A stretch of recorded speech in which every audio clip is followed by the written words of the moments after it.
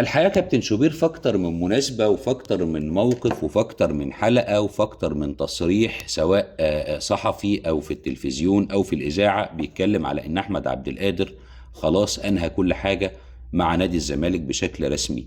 طيب، أنا مش عارف الحقيقة إيه الرسالة اللي هي ممكن يكون عايز يوصلها لنا، لأن خلاص الدنيا كلها بقت عارفة إن أحمد عبد القادر هيكون موجود في الزمالك. لكن هي الفكرة هنا إن الأهلي بيتعامل مع الموقف بإنه بيحاول مع أحمد عبد القادر.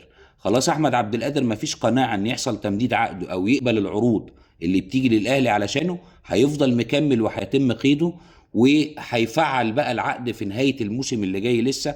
صحيح هو من حقه انه يعلن توقيعه رسميا في يناير نادي الزمالك، لكن هينتظر لنهايه الموسم وبعد كده هيروح الزمالك. فانا مش شايف ان الموضوع فيه قضيه، الاهلي مش في حاجه للاعب فنيا، والموضوع مش محتاج ان هو يجبر يعني ويحصل عليه مشكله ويتكلم فيه كتير.